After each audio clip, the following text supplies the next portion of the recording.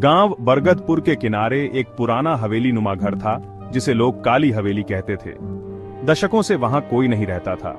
कहा जाता था कि वहां रात में अजीबोगरीब आवाजें आती थीं, जैसे किसी के चलने की आहट। उस हवेली के पास जाना तो दूर, लोग उसका नाम लेने से भी डरते थे।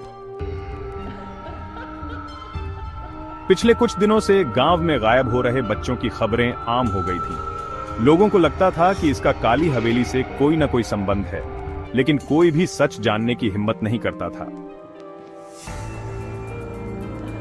कहानी की नायिका सुमन एक युवा और जिज्ञासु लड़की थी। उसने इस रहस्य को सुलझाने की ठानी। सुमन का मानना था कि डर एक भ्रम है और वह इसका सामना करना चाहती थी। एक रात जब पूरा गांव गहरी नींद में था, सुमन ने अपने दोस्त विक्रम के साथ काली हवेली में जाने का फैसला किया। उनके हाथ में सिर्फ एक टॉर्च और एक पुरानी तावीज थी जिसे उसकी दादी ने दिया था। जैसे ही वे हवेली के करीब पहुंचे, हवा ठंडी और भारी हो गई। दरवाजा चरमराते हुए खुला। अंदर हर जगह धूल और मकड़ी के जाले थे। दीवारों पर अजीबोगरीब चिन्ह बने हुए थे। एक पल के लिए सन्नाटा था और फिर कहीं से आहट सुनाई दी। जैसे ही वे हवेली के करीब पहुंचे, हवा ठंडी और भारी हो गई। दरवाजा चरमराते हुए खुला। अंदर हर जगह धूल और मकड़ी के जाले थे। दीवारों पर अजीबोगरीब चिन्ह बने हुए थे। एक पल के लिए सन्नाटा था और फिर कहीं से आहट सुनाई दी। दोनों ने टॉर्च की रोशनी से इधर उधर देखा। एक सीढ़ी नीचे बेसमेंट की ओर जाती थी। सुमन ने विक्रम का हाथ पकड़कर कहा, हमें नीचे जाना होगा, शायद सारी सच्चाई वहीं है। बेसमेंट में उतरते ही ठंडी हवा का झोंका आया। दीवारों पर खून के धब्बे और काले धुएं के निशान थे। वहां एक पुरानी लकड़ी की अलमारी थी। जैसे ही सुमन ने अलमारी खोली, एक जोरदार चीख गूंजी। अलमारी में बच्चों की टूटी हुई गुड़िया और अजीब इंसानी हड्डियां थीं।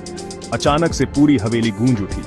बच्चों की चीखें, दरवाजों का तेजी से बंद होना और किसी के कदमों की आहट चारों ओर सुनाई देने लगी। सुमन और विक्रम ने भागने की कोशिश की, लेकिन बेसमेंट का दरवाजा बंद हो चुका था। सुमन को याद आया कि उसकी दादी ने बताया था कि यह हवेली एक तांत्रिक की थी जो बच्चों को बलि चढ़ाता था। उसने अपनी आत्मा को अमर बनाने के लिए एक खतरनाक मंत्र पढ़ा था, लेकिन उसी प्रक्रिया में वह खुद एक प्रेत बन गया। विक्रम की टॉर्च अचानक बंद हो गई। अब दोनों अंधेरे में थे। तभी एक काली परछाई उनके सामने आई। उसकी आंखें खून जैसी लाल थीं। वह धीरे धीरे उनके करीब आ रही थी। सुमन ने तावीज निकाला और प्रेत की ओर फेंका।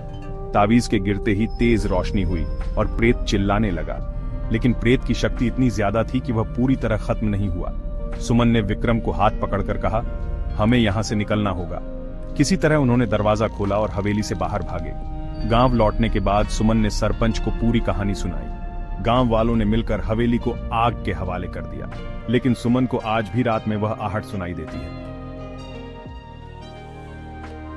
गांव लौटने के बाद सुमन ने सरपंच को पूरी कहानी सुनाई। गांव वालों ने मिलकर हवेली को आग के हवाले कर दिया, लेकिन सुमन को आज भी रात में वह आहट सुनाई देती है। क्या वह प्रेत सच में खत्म हो गया था, या उसका इंतजार अब भी काली हवेली में किसी और का था?